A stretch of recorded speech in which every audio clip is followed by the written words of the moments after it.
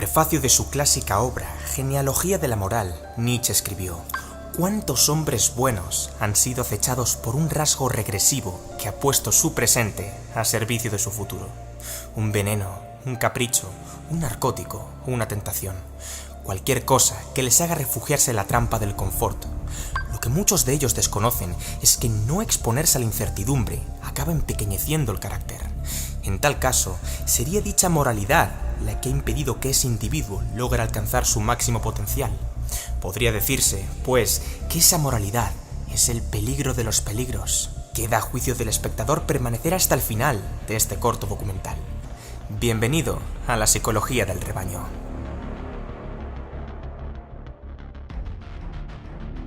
La mayoría de las personas que conozco jamás se ha cuestionado por qué ciertas cosas son consideradas moralmente deseables o, por el contrario, repulsivas. Por lo general, su actitud para con la moral es prácticamente inconsciente, automática y acrítica. Se limitan a calcar las opiniones, rumores y juicios de valor ajenos imperantes en la sociedad como si de verdades absolutas se tratara. Según Nietzsche, la moralidad reinante en Occidente va en contra de los instintos vitales del ser humano, motivo por el cual es tremendamente perjudicial, el peligro de los peligros, como indica en sus escritos. ¿Y a qué se debe exactamente? Todos los individuos, incluso aquellos con el potencial de elevarse por encima de la masa mediocre, están sometidos a una fuerte presión para convertirse en un animal de rebaño diminuto, ridículo y mediocre, cuya única aspiración es complacer las necesidades de sus semejantes, siendo solo una triste sombra de lo que podría llegar a ser. Entonces, ¿cómo es que este veneno mortífero se ha expandido por la civilización moderna con tanto éxito? Para poder comprenderlo, el filósofo alemán categoriza a los individuos en dos tipologías radicalmente opuestas y más allá del bien y del mal: los superiores y los del rebaño. Por un lado, el hombre superior se caracteriza por una gran capacidad para controlar sus impulsos viscerales, así como por una sana ambición por profundizar en conocimiento de valor desde una perspectiva histórica lo suficientemente amplia como para que los efectos de su trabajo perduren incluso después de su muerte. Su proyecto de vida es enriquecedor, sólido y unificador, acompañado de unos objetivos elevados que le estimulan a continuar con su labor. Así pues, como bien describe el autor en Humano, demasiado humano, los superiores saben que el valor intrínseco que proporciona la gratificación a largo plazo es infinitamente superior al de la gratificación instantánea. El individuo moderno se enfoca en arrancar el fruto del árbol lo antes posible, en lugar de seguir plantando más árboles que los produzcan. Este es el rasgo más distintivo de la putrefacción del ser humano. Mientras el hombre del rebaño piensa a sus adentros: la vida es corta y tengo que vivirla desenfrenadamente, el hombre superior adopta una visión más holística del cosmos. La vida es corta y tengo que dejar huella antes de mi partida. Por esta razón, los superiores veneran su propia presencia más que ninguna otra cosa, ya que no solo les permite alejarse de la manada irracional, sino que da pie al desarrollo de la concentración, la planificación y la creatividad. Cito textualmente: la excelencia implica pasar tiempo en soledad para cultivar las dotes intelectuales y espirituales que el rebaño desechó de antemano. Además, la soledad aporta un componente tan indispensable como virtuoso: la autonomía. Curtiéndose de sus propios medios de forma independiente, el individuo superior desliga su valía personal a las críticas ajenas que carezcan de utilidad. Da exactamente igual si se trata de un juicio de valor positivo o negativo. Si las palabras salen de la boca de un necio, no aportan nada al crecimiento personal, lo más conveniente es hacer caso omiso de las mismas.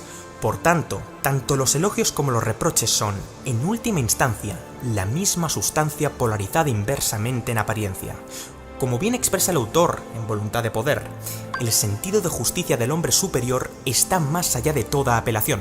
Por ende, las alabanzas y las culpas son totalmente impenetrables a las grandes mentes. Como recoge este mismo libro, no hace falta ser un genio irrepetible que cautiva al mundo con bellísimas obras, asombrosos descubrimientos o disruptivas invenciones para formar parte del selecto grupo de individuos superiores. A fin de cuentas, estos grandes portentos son producto de una rara combinación genética, ambiental, cultural, educativa y azarosa.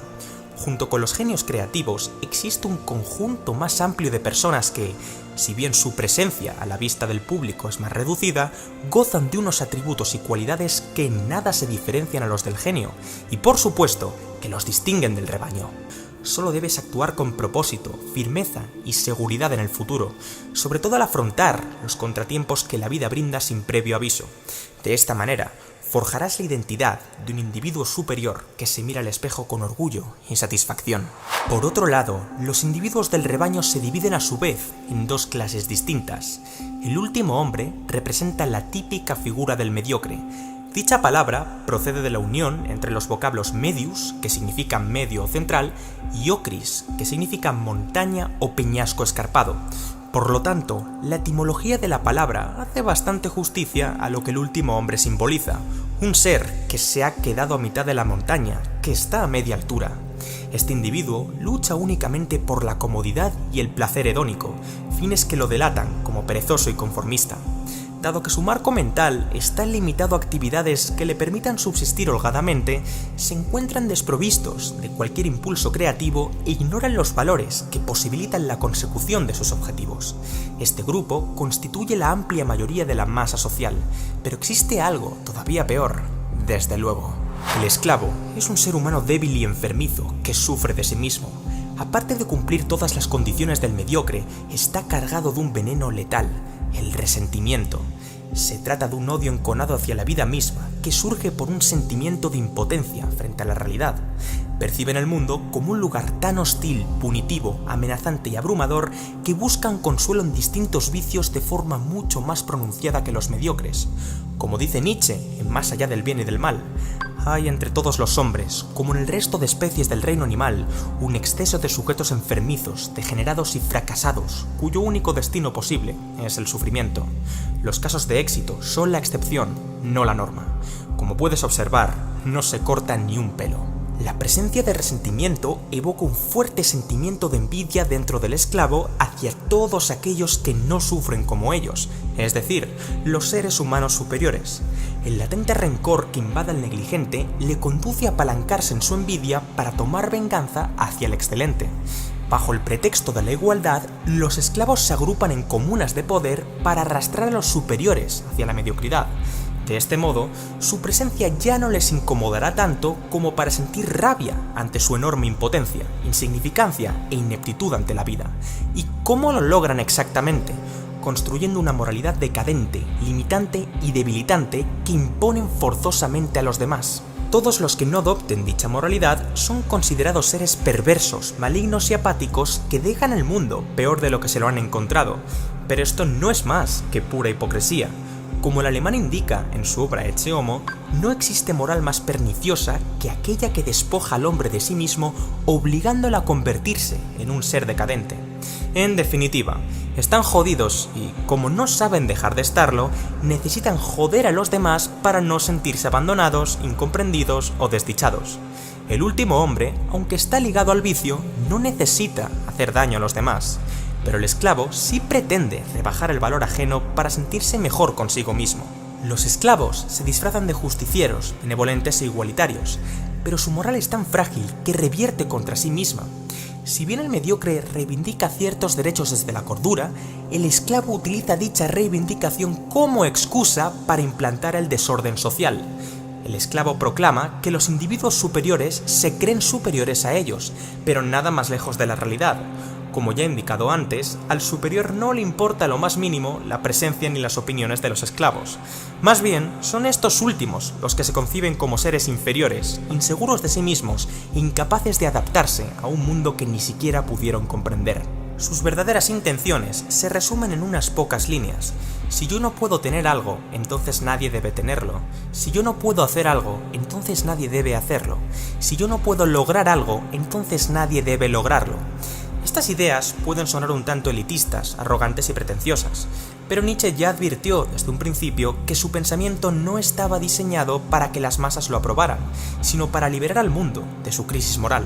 La psicología del rebaño es el peligro de los peligros por su alta capacidad de persuasión, ya que seduce a muchos individuos de buena fe que todavía no han encontrado su lugar en el mundo a tomar el camino fácil, a gente que, potencialmente, podría llegar a explotar sus talentos, habilidades y cualidades de forma espectacular si optaran por dejar a un lado la gratificación instantánea.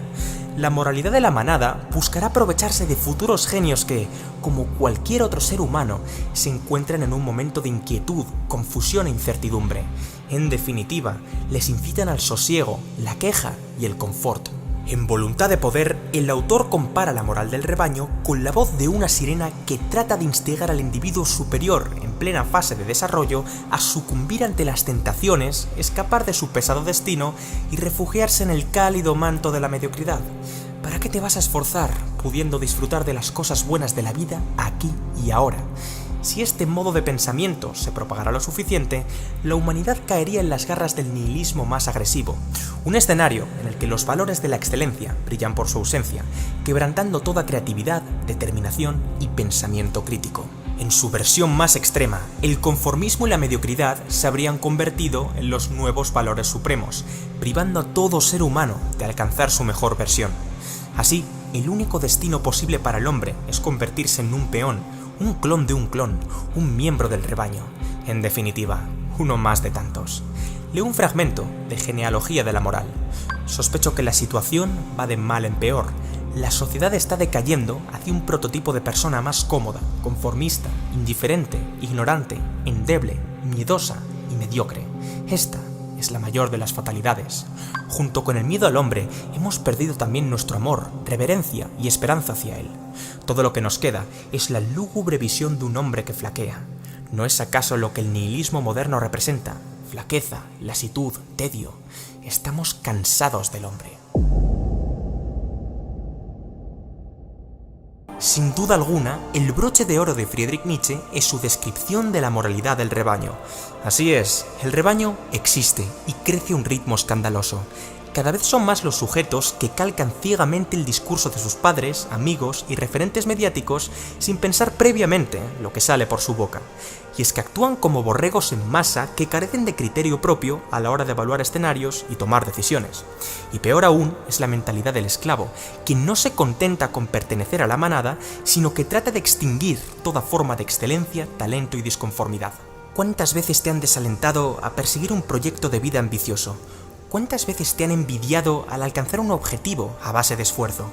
¿Cuántas veces te han rechazado al adoptar una conducta poco común?